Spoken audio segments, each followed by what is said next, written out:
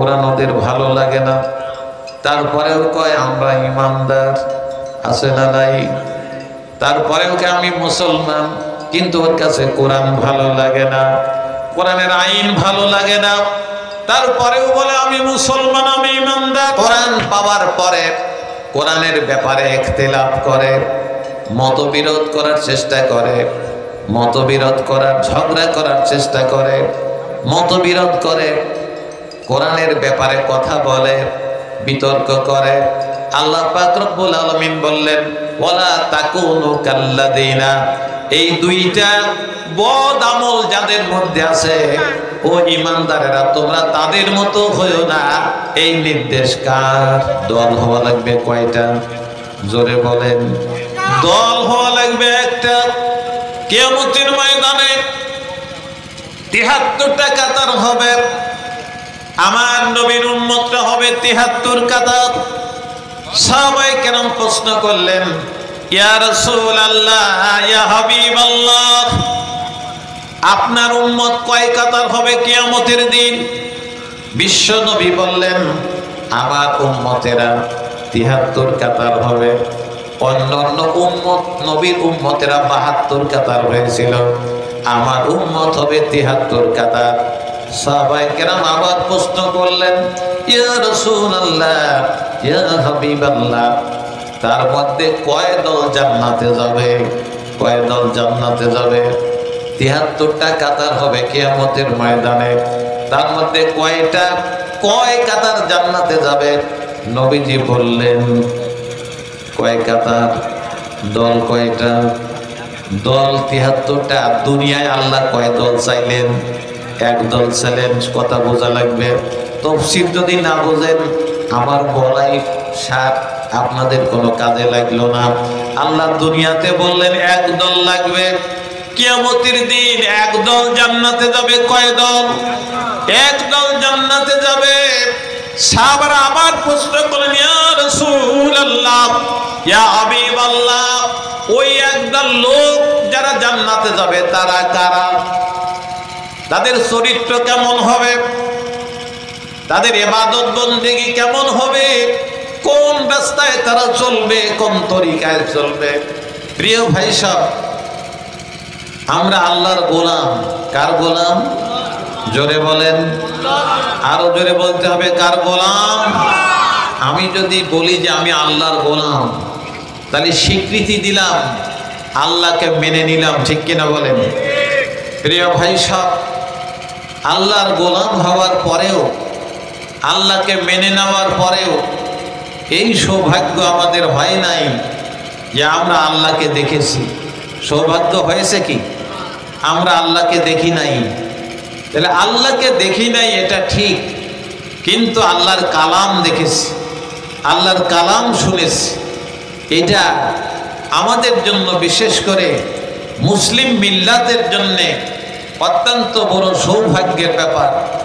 কারণ এই সমাজেই, এই দেশেই অনেক মানুষ বসবাস করে যারা এই কোরআন শরীফ আল্লাহর কালাম দেখে নাই, ঠিক কিনা বলেন?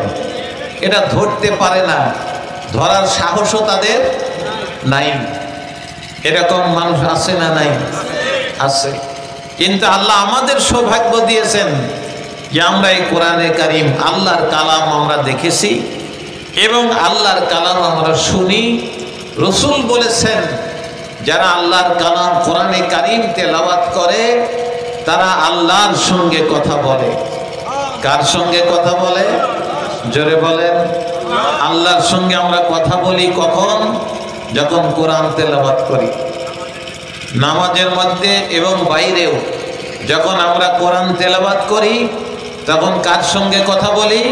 আল্লাহর সঙ্গে কথা বলি। এটা কি কম সৌভাগ্যের? আমার ভাইয়েরা, আল্লাহ পাক রব্বুল আলামিন বলেন ওয়ালতাকুম মিনকুম উম্মাতুন ইয়াদউনা ইলাল খায়রি ওয়া ইয়া'মুরুনা বিল মা'রুফ ওয়া ইয়ানহাউনা 'আনিল মুনকার ওয়া উলাইকা হুমুল মুফলিহুন। রব্বুল আলামিন এই কোরআনে কারিমের সূরা ইমরানের 104 নম্বর আয়াতের মধ্যে আমাদেরকে লক্ষ্য করে বললেন, লক্ষ কোটি জনতার মধ্যে যারা নিজেদেরকে আল্লাহর বান্দা হিসাবে দাবি করলো, যারা ইমানদার হিসাবে নিজেদেরকে দাবি করলো, যারা নিজেদেরকে মুসলমান বলে দাবি করলো, আল্লাহ পাক রব্বুল আলামিন তাদের কাছে একটা দাবি করলেন। আমরা দাবি করলাম আমার আল্লাহ আছে, আছে না নাই? জোরে বলেন না, আছে না নাই? আল্লাহ আছেন, আমরা দাবি করলাম। আল্লাহ পাক রব্বুল আলামিন বললেন, গোলামেরা আমার তোমাদের কাছে একটা দাবি আছে। আল্লাহ আমাদের কাছে দাবি করলেন, সেটা হলো তোমাদের মধ্যে একদল লোক থাকা লাগবে। কয় দল?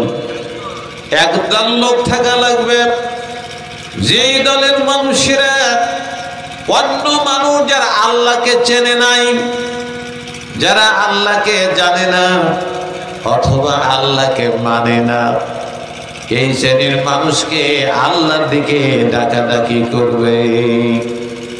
ওই শ্রেণীর মানুষ শুধুমাত্র নিজেই কোরআন তেলাওয়াত করবে না, শুধুমাত্র নিজেই হাদিস তেলাওয়াত করবে না, শুধুমাত্র নিজে ইমানদার হয়ে ঘরের কোণার মধ্যে বসে থাকবে না, শুধু নিজেই নামাজ পড়বে না, শুধু নিজেই রোজা করবে না, নিজেই হজ করে হাজী সাহেব হবে না।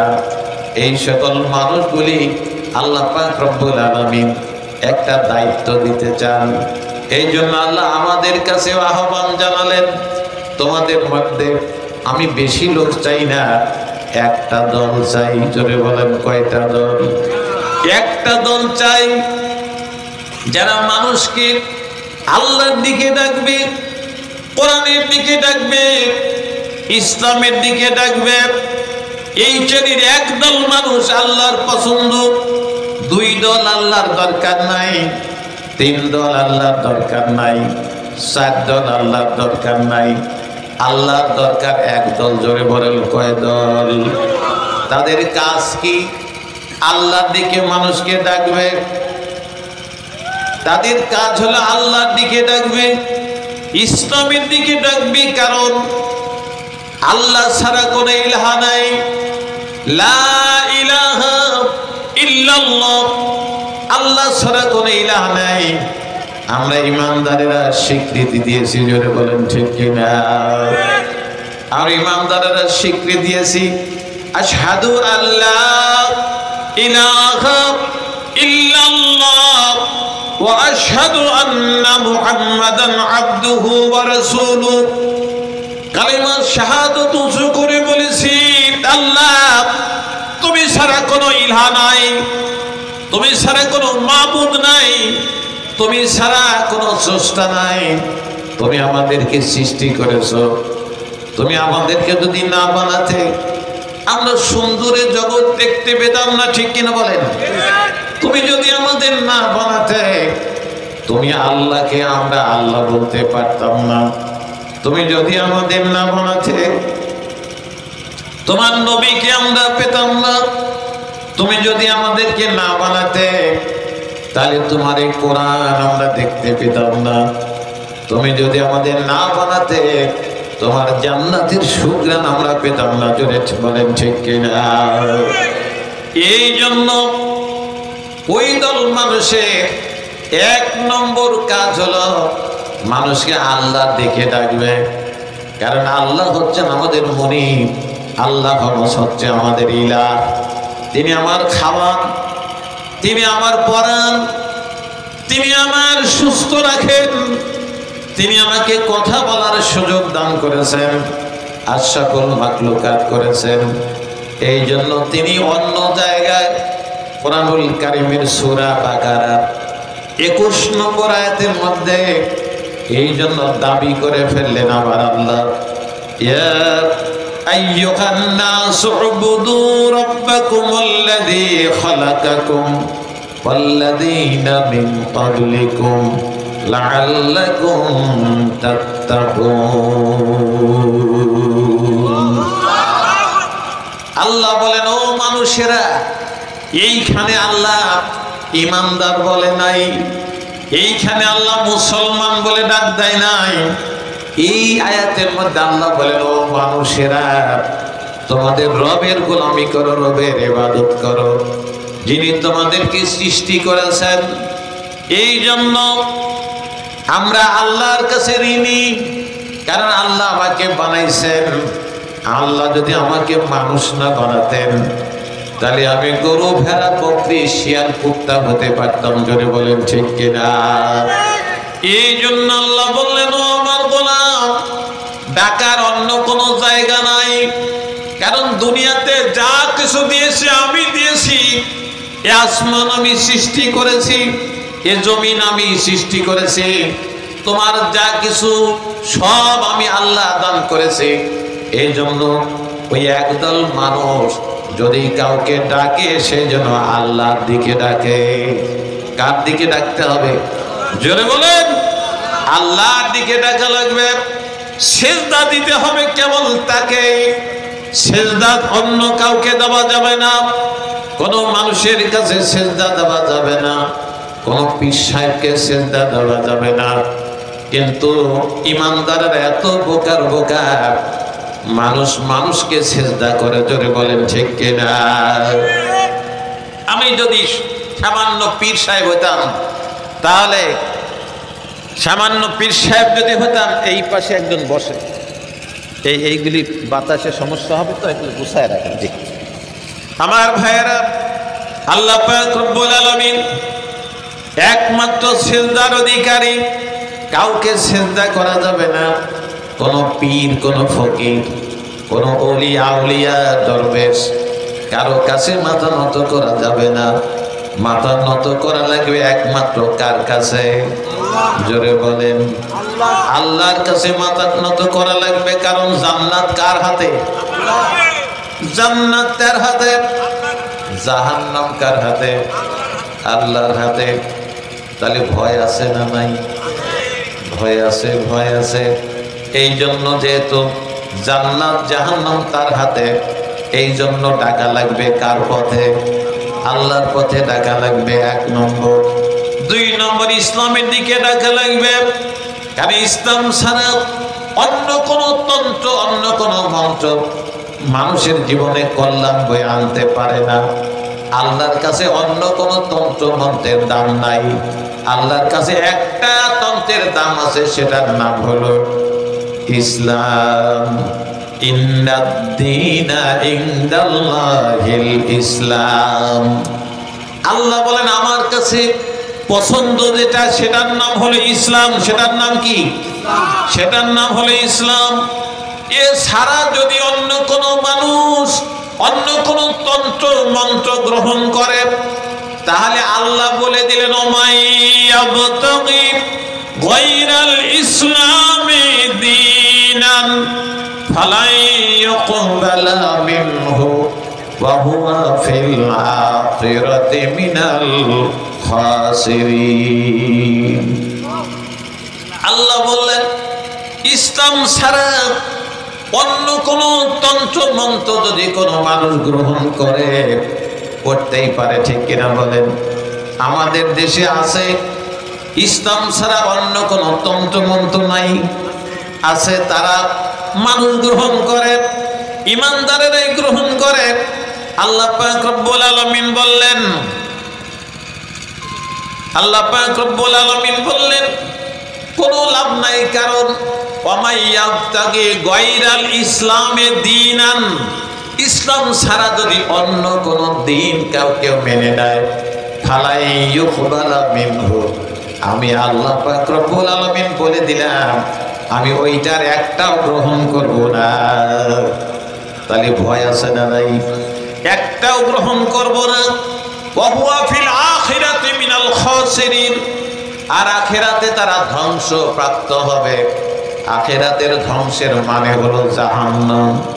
আখিরাতের ধ্বংসের মানে জাহান্নাম।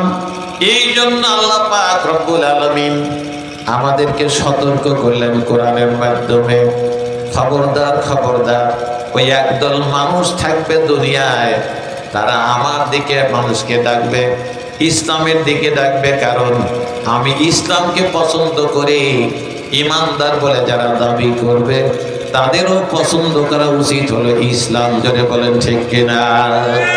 আল্লাহ যেটা পছন্দ করে আমি ইমানদার হিসাবে আমারও উচিত হচ্ছে সেইটা পছন্দ করা। যদি আমি সেইটা পছন্দ না করি তাহলে আল্লাহ আস্তে করে ধরে ফেলবেন, ঠিক কিনা বলেন? ইন্না বাতশা রাব্বিকা লাশাদীদ। আল্লাহ বলেন আমার ধরা কঠিন, আমার ধরা কোনো আস্তে ধরা হবে না। আমি যখন কোনো বান্দাকে ধরবো কঠিন ভাবে ধরবো। দুনিয়াতেও ধরতে পারি, কবরেও ধরতে পারি, কিয়ামতের ময়দানেও ধরতে পারি। এই ধরা থেকে কেউ রক্ষা পাবে না, কারণ আমি দুনিয়ায় সব ভালো কিছু দিয়েছি মানুষকে।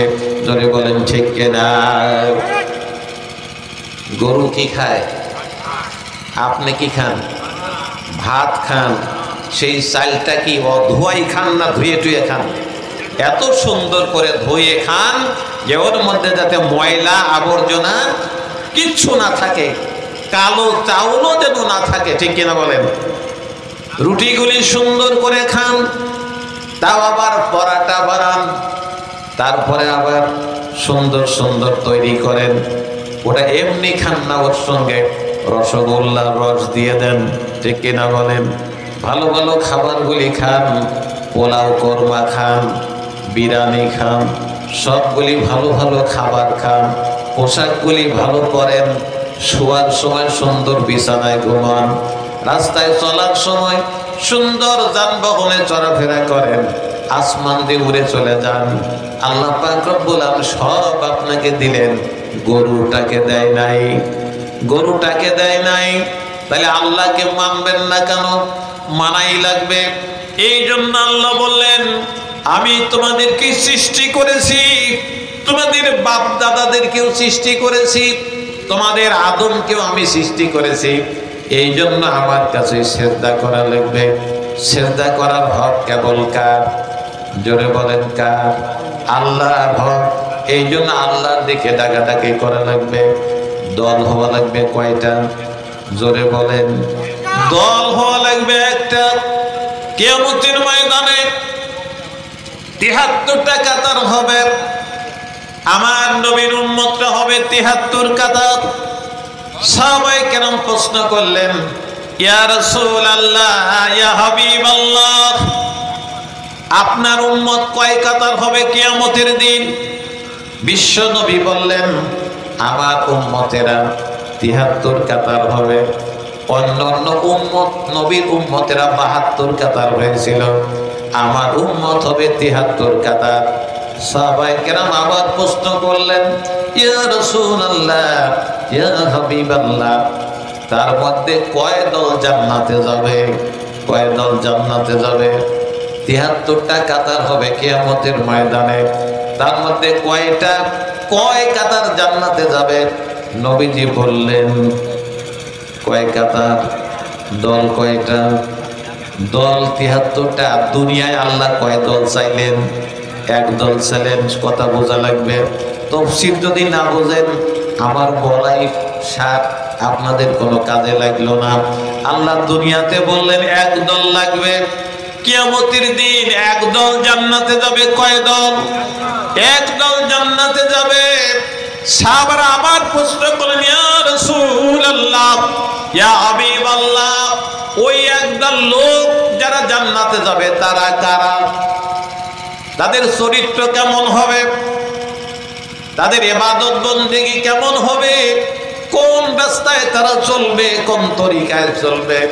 বিশ্ব নবী মুহাম্মদ রাসূলুল্লাহ সাল্লাল্লাহু আলাইহি ওয়াসাল্লাম বললেন, মা আনা আলাইহি ওয়া আসহাবি, আমি এবং আমার সাহাবায়ে কেরাম যেই পথে চলেছে সেই পথে যদি আমার হাসাই খালির কোনো মানুষ চলে, চাঁদবার কোনো মানুষ যদি সেই পথে চলে, আমি নবী মুহাম্মদ বলে দিলাম ওই লোকগুলি কিয়ামতের দিন ওই এক কাতারে দাঁড়াবে যারা জান্নাতে যাবে। চলে চিৎকার দিয়ে বলেন সুবহানাল্লাহ।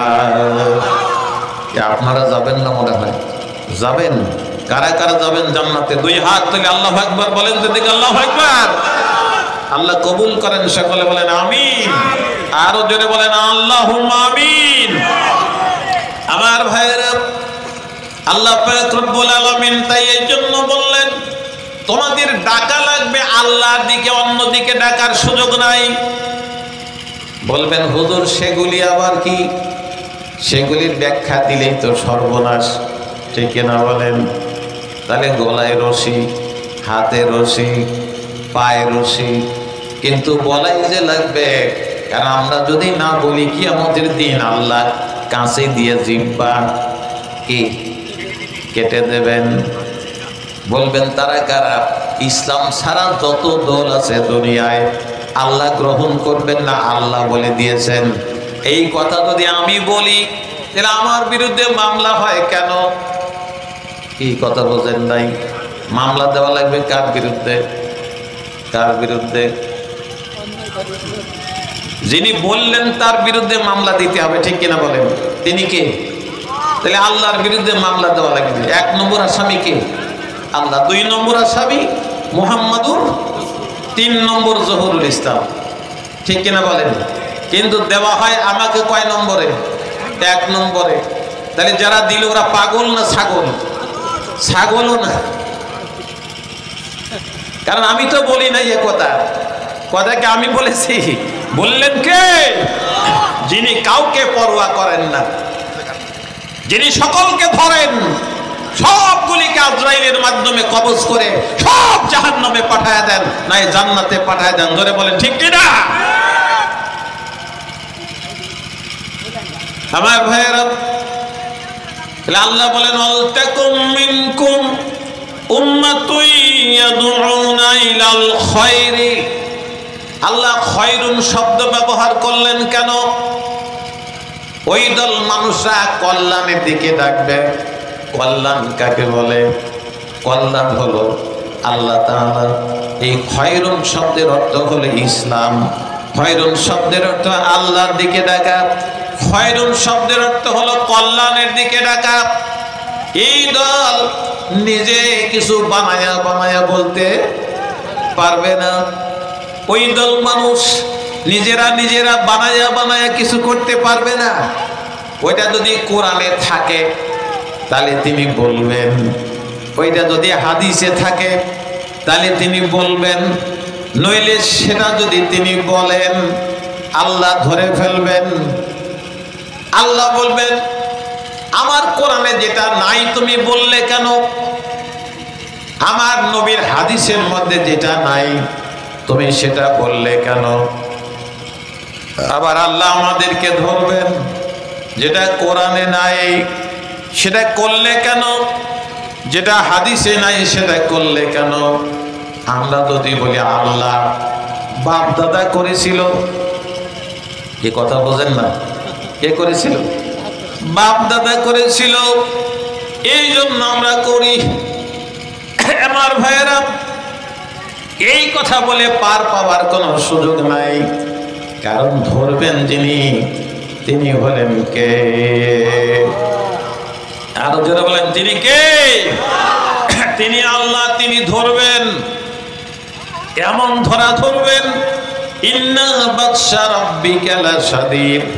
আল্লাহ বলেন আমার ধরা সহজ ধরা নয়, আমার ধরাটা হবে খুব কঠিন। আমার ভাইয়েরা, সময় খুব কম, এই জন্য তাড়াহুড়া করে বলছি। আল্লাহ পাক রব্বুল আলামিন একদল মানুষের দায়িত্ব দিলেন, একটা হলো তারা মানুষকে কল্যাণের দিকে ডাকবে। 2 নম্বর হলো ওয়ায়ামুরুনা বিল মারুফ, ভালো কাজের আদেশ করবে। কি করবে? ভালো কাজের আদেশ করবে। এবার আসেন বলবেন হুজুর ভালো কাজ কোনগুলি সেটা তো বলে দেন। আমাদের সব বলে দেওয়া লাগে, তাই না? ছাত্র পরীক্ষা দিতে গেছে পরীক্ষার সেন্টারে, স্যারকে জিজ্ঞাসা করতেছে, স্যার আমার কাছে একটা বই আছে, ইংরেজি কয়া দেন। স্যার বলে দিয়েছে আই হ্যাভ এ বুক, আমার কাছে একটা বই আছে। এরপরে স্যার বলতেছে পুলিশ স্টপ দে, কি ফুল স্টপ দে, বলে স্যার ফুল স্টপ বানান করে দেন। ফুল স্টপ বোঝেন কি? একটা ফোঁটা দেওয়া লাগবে দাঁড়ি। এখন ছাত্র বলতেছে স্যার ফুল স্টপ বানান করে দেন। মুসলমানদের অবস্থা আমাদের তাই, জোরে বলেন কথা ঠিক কিনা? সব ভেঙে ভেঙে বলে দিতে হয়, তাছাড়া আমরা বুঝি না। এবার বলবেন হুজুর ভালো কাজ কোনটা বলে দেন। ভালো কাজ হচ্ছে আল্লাহ যেটা করতে বলেছেন সেটা করা, এটা হলো ভালো কাজ। 2 নম্বর, আল্লাহ যেটা করতে নিষেধ করেছেন সেটা না করা ভালো কাজ। সেটা কি? সেটা না করা ভালো কাজ। যেমন নামাজ পড়া ভালো কাজ, আর সুদ খাওয়া কি? জোরে বলেন। তাহলে কি সুদ খাওয়া যাবে? আল্লাহ পছন্দ করে, আল্লাহ নিষেধ করেছেন সুদ খেতে। রাসূল এই আয়াতের ব্যাখ্যায় বলেছেন যারা সুদ খায়, যারা সুদ দেয়, যারা সুদ লেখে, আর যারা সুদের সাক্ষী হয়, কয়জন বললাম? সুদ যে দেয়, সুদ যে নেয়, সুদ যে লেখে, সুদের সাক্ষী হয়, 4 শ্রেণীর মানুষ। এই 4 শ্রেণীর মানুষ সম্পর্কে বিশ্ব নবী বলেন এরা আল্লাহর সঙ্গে এদের 70টা গুনাহ হবে। জোরে বলেন কয়টা? 70টা গুনাহ হবে। তার 1 নম্বর পয়লা গুনাহ হলো এই 4 জন মিলে আল্লাহর সঙ্গে যুদ্ধ ঘোষণা করলো। কি করলো? যুদ্ধ ঘোষণা করলো। তবে 70 নম্বরের গুনাহ হলো এই যে লোকটা সুদ খাইলো আর দিল, এই লোকটা নিজের মায়ের সঙ্গে জিনা করলো। সবচাইতে নিম্নতর গুনাহ, ছোট গুনাহ হচ্ছে নিজের মায়ের সঙ্গে জিনা করা। তার 1ম নম্বর হলো আল্লাহর সঙ্গে যুদ্ধ ঘোষণা করলো। যারা আল্লাহর সঙ্গে দুনিয়ায় যুদ্ধ ঘোষণা করলো এদের সঙ্গে আল্লাহর দেখা হবে কিয়ামতে। জোরে বলেন কথা ঠিক কিনা? দেখা হবে কিয়ামতে। আমার ভাইয়েরা, ইয়ামুরুনা বিল মারুফ, ভালো কাজের আদেশ করবে। বলবেন হুজুর ভালো কাজ কোনটা? আল্লাহ যেটা করতে আদেশ করেছেন সেটা করা হলো ভালো কাজ, আর যেটা করতে নিষেধ করেছেন সেটা না করা হলো ভালো কাজ। 2 নম্বর, রাসূল সাল্লাল্লাহু আলাইহি সাল্লাম যেটা করতে বলেছেন সেটা হলো ভালো কাজ, আর যেটা করতে নিষেধ করেছেন সেটা হলো না করা হলো ভালো কাজ। এই ভালো কাজ নিজে করবে, নিজের পরিবারে চালাবে, নিজের সমাজে চালাবে, যদি পাওয়ার থাকে তাহলে রাষ্ট্রে চালাবে। সেই ব্যক্তি যদি ইমানদার হয়, সেই ব্যক্তি যদি ইমানদার হয়, আর যদি রাষ্ট্রের প্রধান হয়, তাহলে সেই ব্যক্তি আল্লাহ পাক রব্বুল আলামিন যে ক্ষমতা দান করেছেন সেই ক্ষমতা দিয়ে তারা ভালো কাজ চালাবে। একটা রাষ্ট্রের প্রধান যদি ভালো কাজ চালায় আর যদি মন্দ কাজ থেকে তার জাতিকে ফিরিয়ে রাখে, বলুন তো দেখি বাংলাদেশে কি আর দুর্নীতি হবে? জোরে বলেন। ভাইয়েরা আমার, মায়েরা, বোনেরা, কথা বলতেছিলাম সংক্ষিপ্ত কথা। আল্লাহ বললেন ওই শ্রেণীর একদল মানুষের 2 নম্বর কাজ হলো তারা মানুষকে ভালো কাজের আদেশ দেবে। কিসের কাজে আদেশ দেবেন? তাহলে সেই লোকগুলি ভালো মানুষ, ঠিক কিনা বলেন? নাহলে ভালো কাজের আদেশ দেবে কেন? ভালো কাজের আদেশ করবে, নিজেও ভালো কাজ করবে। যদি নিজে ভালো কাজ না করে তাহলে সেই লোকটার ভালো কাজের আদেশকে কেউ মেনে নেবে? তাহলে ভালো কাজের আদেশ করবে ওই দল। 3 নম্বর, ওই দলের 3 নম্বর দায়িত্ব হবে ওয়ায়ানহাউনা আনিল মুনকার, তারা মন্দ কাজ থেকে মানুষকে ফিরাইয়া রাখবে। এই 3টা কাজ যদি কোনো জাতি করে, আল্লাহ পাক রব্বুল আলামিন বললেন ওয়া উলাইকা হুমুল মুফলিহুন, ওরা হলো সফল, ওরা হলো বিজয়ী। দুনিয়ায় আল্লাহ ঘোষণা করলেন ওরা বিজয়ীর দল, ওরা দুনিয়ায় বিজয়ী, ওরা কবরে বিজয়ী, ওরা কিয়ামতের দিন বিজয়ী হবে। সব মানুষেরা 72 দল দাঁড়িয়ে দাঁড়িয়ে যখন নাফসি নাফসি করতে থাকবে, ওই দিন বিজয়ীর দল এক কাতারে দাঁড়াবে। আল্লাহর ফেরেশতারা লিল্লাহে তাকবীর দিতে দিতে আল্লাহর ওই দল বান্দাদেরকে জান্নাতে পৌঁছে দেবে। জোরে চিৎকার দিয়ে বলেন সুবহানাল্লাহ। না জান্নাতে যাবে না মনে হচ্ছে, আস্তে আস্তে সুবহানাল্লাহ, জোরে কোন সুবহানাল্লাহ। কারা কারা জান্নাতে যাবে আবার হাত তুলে আল্লাহু আকবার বলেন তো দেখি। আল্লাহু আকবার। আল্লাহ কবুল করেন, সকলে বলেন আমিন। ওয়াসিকাল্লাযীনা তাকাও রাব্বাহুম ইলাল জান্নাতি যুমারা। আল্লাহ বলেন কিয়ামতের দিন দল হবে 73টা। এই 73 দলের এক দল একদিকে থাকবে, মানে ডান দিকে। কোন দিকে? ডানে। আল্লাহ যেদিক হয়ে বসবেন, আল্লাহর ডান দিকে যেই দল থাকবে ওরা হলে এক কাতারের মানুষ। জোরে কোন সুবহানাল্লাহ। কোরআনে উল্লেখ আছে, আল্লাহ কোরআনে বলে দিয়েছেন ডান দিকে যারা থাকবে ওরা হলো জান্নাতি। আর ওই 72 কাতার চলে যাবে কোন দিকে? বাম দিকে চলে যাবে। 72 কাতার ভেঙে এক দল হবে। জোরে বলেন কয় দল? এক দল হবে। আর ডান দিকে এক দল থাকবে, মোট ভেঙে হবে 2 দল। হ্যাঁ, পয়সা তো সবাই লাগবে, কিন্তু সময় এখনো আসে নাই। আমার ভাইয়েরা, 72 কাতারে ভেঙে এক দল ওরা বাম দিকে চলে যাবে। আর যারা এক দল ওরা ডান দিকে যাবে। আল্লাহ পাক রব্বুল আলামিন এই শ্রেণীর মানুষদের সম্পর্কে সূরা আল ইমরানের 106 নম্বর আয়াতের মধ্যে তাদের সম্পর্কে বলেছেন। আল্লাহ পাক রব্বুল আলামিন ডান দিকে যেই লোকগুলিকে দাঁড় করা দেবেন, এই লোকগুলিকে আল্লাহ পাক রব্বুল আলামিন তাদের চেহারা দিয়ে নূর চমকায় দেবেন। সব পূর্ণিমার চাঁদের মতো আলো উজ্জ্বল হয়ে যাবে। সব তাদের চেহারা দিয়ে আলো ঝরতে থাকবে। জোরে চিৎকার দিয়ে বলেন মারহাবা। মারহাবা জোরে হচ্ছে না, জোরে কোন মারহাবা। আমাদের চেহারা দিয়ে আসছে, সেটা বলবে তো। আমরা কি আজকে সুযোগ দেব না শুধু তাদেরকে নাম ধরে সালাম দেব? কোনটা? জি আলহামদুলিল্লাহ। আমরা দোয়া করে দেই নাকি? হ্যাঁ, যে মাশাআল্লাহ, যে আর দাঁড়ান সালাম দেন। আপনি একটু সালাম দিয়ে যান খালি। আসসালামু আলাইকুম। মাশাআল্লাহ। এই মাইক দাও, নাম বলেন। আমি সালাম। জি চেয়ারম্যান প্রার্থী, চাঁদপুর ইউনিয়ন পরিষদ চেয়ারম্যান পদপ্রার্থী। জি আপনাকে দোয়া করছি। জি, আমরা দোয়া করি আল্লাহ যেন আপনাকে সফল করেন। শাহজাহান ভাই 2000 টাকা দিয়েছেন, জোরে বলেন মারহাবা।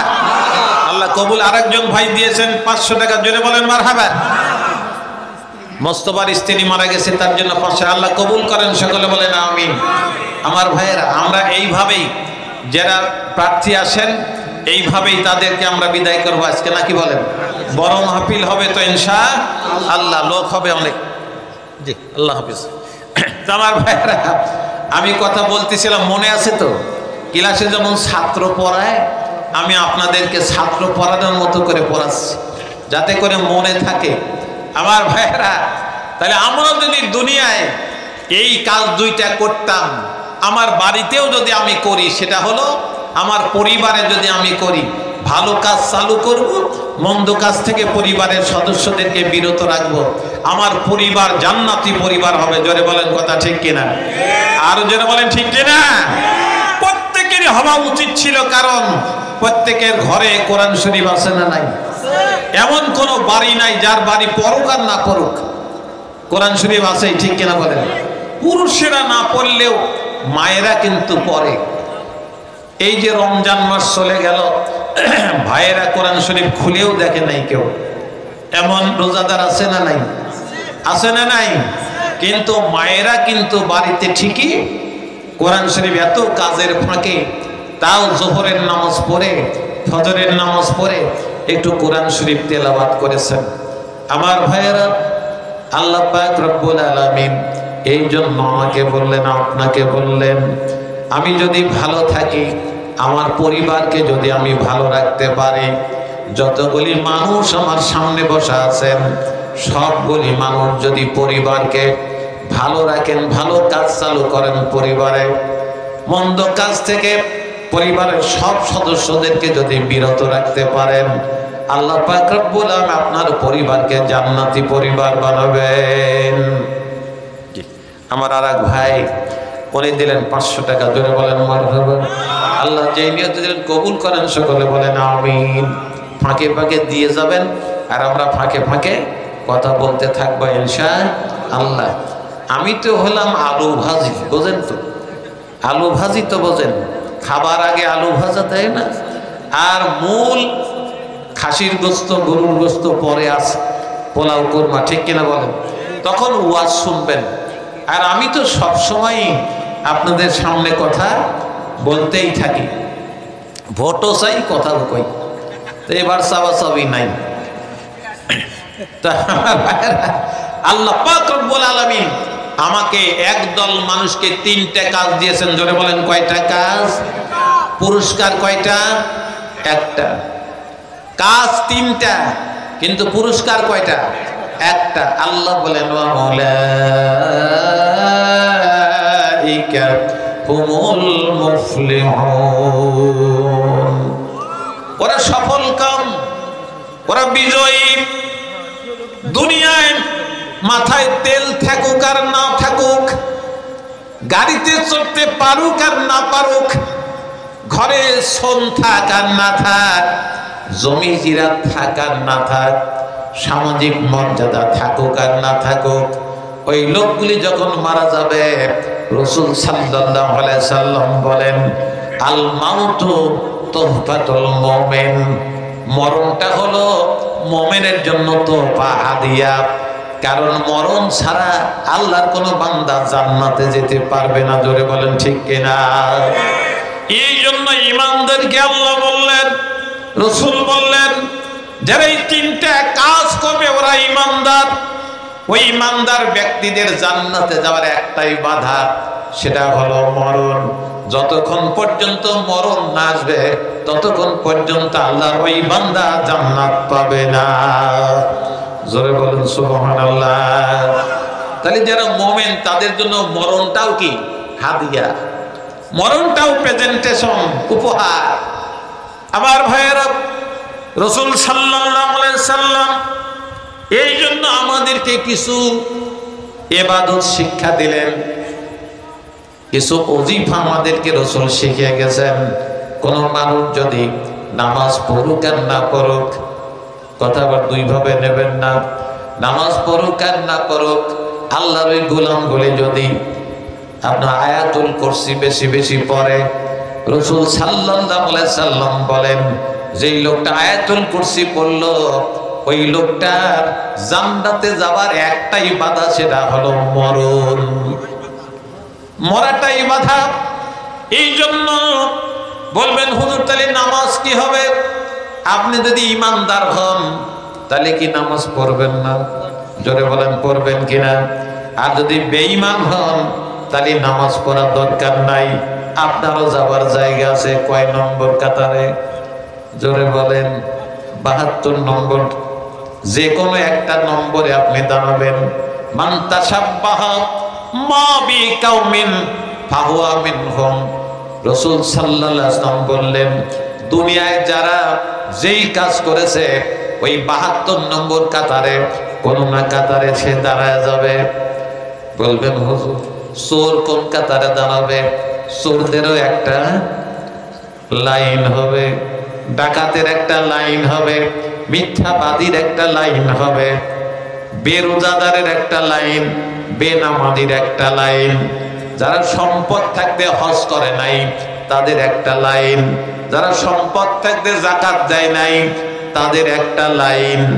এরকম করে আল্লাহ পাক রব্বুল আলামিন 72 কাতার পুরা করবেন। তাস খেলাওয়ালা তাস খেলার লাইনে, বোঝেন নাই? মদ খাওয়াওয়ালা মদ খাবার লাইনে, জিনাকারের লাইনে, তাহলে খবর আছে না নাই? জোরে বলেন। খবর আছে। বিশ্ব নবী বলে গেলেন, আর যারা নামাজি তারা দাঁড়াবে কোন লাইনে? তারা নামাজিদের কাতারে। যারা রোজাদার তারা রোজাদারদের কাতারে। যারা সত্যবাদী ওরা সত্যবাদীদের কাতারে দাঁড়িয়ে যাবে, ডান কাতারে দাঁড়াবেন।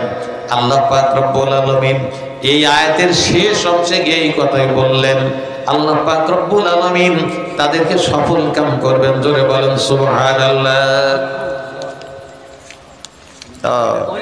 মহিলার এই ছবি কাটিয়ে দিয়েছে, ভালো করেছে যে মোসাম্মদ আসমা খাতুন, ভাইস চেয়ারম্যান, মহিলা ভাইস চেয়ারম্যান পদপ্রার্থী, বিএ অনার্স MA, লেখাপড়াও জানে দেখতেছি। আসমা খাতুন উনিও আপনাদের এই জালসার জন্য 1000 টাকা দিয়েছেন। জোরে বলেন মারহাবা।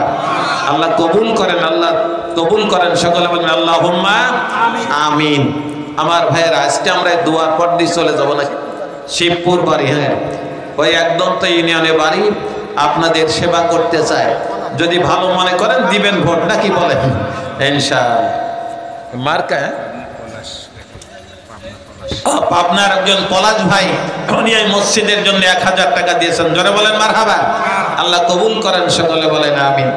আমার ভাইয়েরা, আমি খুব সংক্ষিপ্ত সময়ে আমার আলোচনা শেষ করে কালেকশনের দিকে যাব ইনশাআল্লাহ।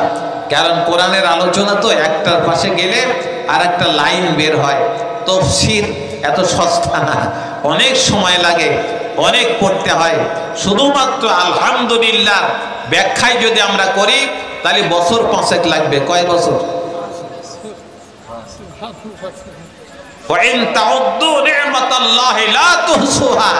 আল্লাহ বলেন, যদি তোমরা আমার নিয়ামত গুনতে থাকো তাহলে গুনে শেষ করতে পারবে না। তাহলে খালি কোয়া লাগবে আলহামদুলিল্লাহ, খালি কোয়া লাগবে, শুধু বলা লাগবে আলহামদুলিল্লাহ আলহামদুলিল্লাহ। এ বলা ছাড়া কোনো গতি নাই। আমার ভাইয়েরা, আলোচনায় আবার চলে যাই। তাহলে আমি ওই আয়াত শেষ করতে চাই। আল্লাহ পাক রব্বুল আলামিন বললেন, যদি তোমরা একদল হতে পারো আর 3টে কাজ করতে পারো। একটা হলো আল্লাহর দিকে মানুষকে ডাকতে পারো, 2 নম্বর ভালো কাজের দিকে যদি মানুষকে আহ্বান করতে পারো, 3 নম্বর মন্দ কাজ থেকে যদি মানুষকে ফিরে রাখতে পারো, আল্লাহ বলেন তোমাদের জন্য রয়েছে জান্নাত। 1 নম্বর 5-এ চলে যাই। আল্লাহ পাক রব্বুল আলামিন বলেন, ওয়ালা তাকুনু কাল্লাযীনা তাফাররাকু ওয়াখতালাফু মিন বাদি মা জাআহুমুল বায়্যিনাত ওয়া উলাইকা লাহুম আযাবুন আযীম। আল্লাহ বলেন, 2 নম্বরে কঠিন কথা আল্লাহ বললেন। আল্লাহ বলেন, যেই জাতির কাছে কোরআন শরীফ আসলো, ভালো করে শুনবেন, যেই জাতি কোরআন শরীফ পেল, যেই জাতির কাছে কোরআন আসলো, যেই জাতি কোরআন শরীফ পেল, পাওয়ার পরে কোরআন শরীফ থেকে নিজের জীবন আলাদা করে নিল, কোরআন থেকে নিজের জীবন আলাদা করে নিল, অথবা কোরআন শরীফের কাছ থেকে সরে গেল। এরকম লোক আছে না নাই? জোরে বলেন। কোরআন ওদের ভালো লাগে না, তারপরেও কয় আমরা ইমানদার। আছে না নাই? তারপরেও কে আমি মুসলমান, কিন্তু ওর কাছে কোরআন ভালো লাগে না, কোরআনের আইন ভালো লাগে না, তারপরেও বলে আমি মুসলমান, আমি ইমানদার। 2 নম্বর, ওয়াখতালাফু, কোরআন পাওয়ার পরে কোরআনের ব্যাপারে ইখতিলাফ করে, মতবিরোধ করার চেষ্টা করে, মতবিরোধ করার, ঝগড়া করার চেষ্টা করে, মতবিরোধ করে, কোরআনের ব্যাপারে কথা বলে, বিতর্ক করে। আল্লাহ পাক রব্বুল আলামিন বললেন, ওয়ালা তাকুনু কাল্লাযিনা, এই 2টা বদ আমল যাদের মধ্যে আছে, ও ইমানদারেরা তোমরা তাদের মতো হইও না। এই নির্দেশ কার? জোরে বলে নির্দেশ কার? আর জোরে বলে নির্দেশ কার? অন্য মনস্ক হওয়া যাবে না। যতটুকু শুনবেন এটাই আপনার লাভ, যতটুকু শুনবেন এটাই লাভ। এটার পর আমল করতে পারলেই কাজ। কারণ এটা কোরআনের কথা বলছি, আমি কোনোদিন বানোয়াট কথা বলি না, যতদিন বেঁচে থাকি বলবো না ইনশাআল্লাহ। আমার ভাইয়েরা, এই দুইটা বদ আমল করা যাবে না। একটা হলো কোরআন পাওয়ার পরে কোরআন শরীফ থেকে নিজেকে সরানো যাবে না, কোরআনের সঙ্গে নিজের সম্পর্ক স্থাপন করা লাগবে। যদি কোরআন শরীফ থেকে নিজের জীবনকে কেউ সরায় ফেলে দেয় অথবা কোরআনকে নিজের জীবন থেকে দূরে সরায় রাখে, এই দুইটার যে কোনো একটা করে। আর 2 নম্বর হলো যদি ইখতিলাফ করে, কোরআনের কোন আয়াত কোন নির্দেশের ব্যাপারে যদি তার আপত্তি থাকে, ইখতিলাফ করে, আল্লাহ পাক এই দুইটা বদআমল যারা করবে তাদের ব্যাপারে বলে দেন উলাইকা লাহুম আযাবুন আযীম। তারা যাবে কোন জায়গায়? জোরে বলেন, জাহান্নামে যাবে। আগের বেলায় আল্লাহ বললেন জান্নাতি, পরের বেলায় আল্লাহ পাক রব্বুল আলামিন বললেন জান্নাতি কি জাহান্নামী। এই জন্য সব কথা আল্লাহ বলে দিয়েছেন কোরআনে কারিমে। এত কিছু বলার পরেও বান্দা যদি জাহান্নামে যায়, আল্লাহর কিছু করার থাকবে না। আমার ভাইয়েরা, সাবধান হয়ে যান, এখনো সময় আছে। যেহেতু মালাকুল মউত আসে নাই, একবার হলেও আলহামদুলিল্লাহ বলেন, একবার হলেও সুবহানাল্লাহ বলেন, একবার হলেও একটা সেজদা দিয়ে কবরে যাবার চেষ্টা করেন। একবার যদি হয় কোরআন শরীফ তেলাওয়াত করে কবরে চলে যান, কোরআন শরীফ বুঝে কোরআন শরীফ পড়া শিখে কবরে চলে যান। একবার হলেও এই কাজটা করে দুনিয়া থেকে যাবার চেষ্টা করুন, নইলে খবর আছে নাকি নাই? জোরে বলেন নাই। ও ভাইরা, শুয়ে দেখবেন, মরে দেখবেন, কবরে যেদিন দেখে আসা হবে সেদিন মারাত্মক অবস্থা হবে। এই মারাত্মক অবস্থা থেকে আমাদের বাঁচা লাগবে। রাসূল সাল্লাল্লাহু আলাইহি সাল্লাম বলেন, দুইটা আমল যদি কোনো ঈমানদার করে তার কবর অন্ধকার থাকবে না, কিয়ামত পর্যন্ত আলোকময় থাকবে। কয়টা আমল? জোরে বলেন। দুইটা আমল। একটা আমল হলো যদি কোনো ব্যক্তি বেশি বেশি করে কোরআন তেলাওয়াত করে। 2 নম্বর, কোনো ব্যক্তি যদি তাহাজ্জুদের নামাজ পড়ে। এই দুইটা আমল যদি কোনো মানুষ করে, কবর অন্ধকার থাকবে না, কবর জান্নাতি পরিবেশ হবে, জান্নাতের বাগান হবে। যদি চিৎকার দিয়ে বলেন সুবহানাল্লাহ। ছোট্ট একটা হাদিস আমি আপনাদের সামনে তেলাওয়াত করেছি। রাসূল সাল্লাল্লাহু আলাইহি ওয়াসাল্লাম বলেন, মান বানা লিল্লাহি মাসজিদান বানাল্লাহু লাহু বাইতান ফিল জান্নাহ। নবীজি বলেন, যারা দুনিয়ায় মসজিদ বানায়, মসজিদ বানালো, মসজিদ বানাতে সহযোগিতা করলো, আল্লাহ পাক রব্বুল আলামিন তাদের জন্য জান্নাতের মধ্যে একটা বালাখানা বানায় দেবেন। জোরে কোন সুবহানাল্লাহ। তো জান্নাতে যাবেন তো নাকি? সবাই যাবেন তো? আবার হাত তোলে, তৃতীয়বার, এইবারই শেষ। কারা কারা জান্নাতে যাবেন? 2 হাত তুলে আল্লাহু আকবার বলেন তো, আল্লাহু আকবার। আল্লাহ কবুল করেন, সকলে বলেন আমিন। আরো জোরে বলেন আমিন। আমার ভাইয়েরা, জনাব আলহাজ কামাল উদ্দিন ফকির উনি মসজিদ আপনাদের নিয়ে বানাতে চান। এই জন্য এত বড় বড় হুজুর দাওয়াত দিয়েছেন, এত বড় বড় হুজুর তিনি দাওয়াত দিয়েছেন। মসজিদ বানাবেন এই মাঠের মধ্যে, বটতলায়। এই মসজিদটা সুন্দর হোক, মসজিদ অনেক বড় হোক, নামাজি বেড়ে যাক, আল্লাহর বান্দা আল্লাহর গোলাম বেড়ে যাক, আল্লাহ শান্তি দেবেন। আল্লাহর নাফরমান বান্দা আমরা হয়ে গেছি, জোরে বলেন ঠিক কিনা? বৃষ্টি এত চাইলাম, আমিও 3 দিন নামাজ পড়েছি, তারপরেও আল্লাহ বৃষ্টি দিচ্ছেন না।